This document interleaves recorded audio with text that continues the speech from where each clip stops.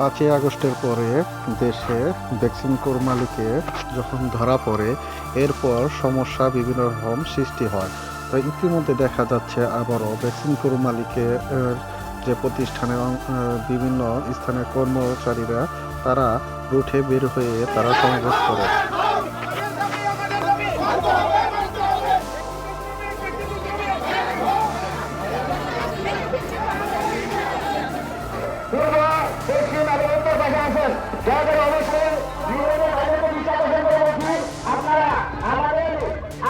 প্রত্যেকটা লোকে আমাদের যারা আছি সেই সামনে বসে না করে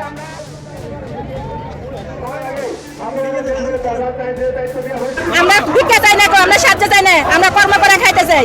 আমাদের আমাদের দাবি আমাদের ভ্যাকসিনটা খুলে দাও। আমাদের পোলাপান, আমাদের সন্তান, আমাদের শ্বশুর শাশুড়ি সব নিয়ে আমরা আনন্দ ফুর্তিতে খাইতে চাই। আমাদের ভ্যাকসিনটা খুলে চাই। আমাদের দাবি একটাই, আমাদের কর্মস্থান খুলে দেয়। আমার পরিবারে 4 জন সদস্য আছে, আমার বাপ আছে, আমার মা আছে, আমার দাদি আছে, আমি আছি।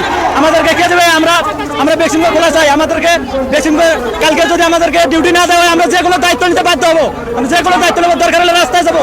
আমাদের ভ্যাকসিন খুলতে যা করা লাগে আমরা তাই করবো। আমাদের জীবন দেওয়া হলে আমরা ভ্যাকসিন খুলে রাখবো। আমরা এতদিন তো ভ্যাকসিন বন্ধ রাখলে আমাদের 15 বছর চাকরি যাবত আমরা কোনোদিন রাস্তায় নামিনি। আমাদের এখন রাস্তায় কেন নামতে হয়েছে? আমরা কেন রাস্তায় আসছি?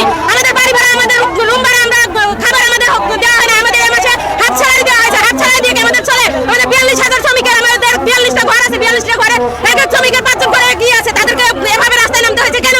আমাদের খাবার নেই ঘরে, আমাদের পেটে ভাত নেই, আমরা কেন রাস্তায় আসছি? আমাদের এলসি করে দিতে হবে। আমাদের কাল থেকে আমরা চাকরিতে জয়েন করতে চাই। আমাদের অফিস খোলা। ভ্যাকসিন মালিকের যে প্রতিষ্ঠানের কর্মচারীরা তারা আন্দোলন করে এবং তাদের প্রতিষ্ঠানগুলো যেন আবার চালু হয় সে ব্যাপারে সরকারের কাছে আবেদন জানায়। তো এরকম নিত্য নতুন নিউজ পেতে নিউজ বাংলা 1218 সাথে থাকুন। আমি পলাশ এই মুহূর্তে বিদায় নিচ্ছি। ফিরছি আবারও নতুন কোনো খবর নিয়ে।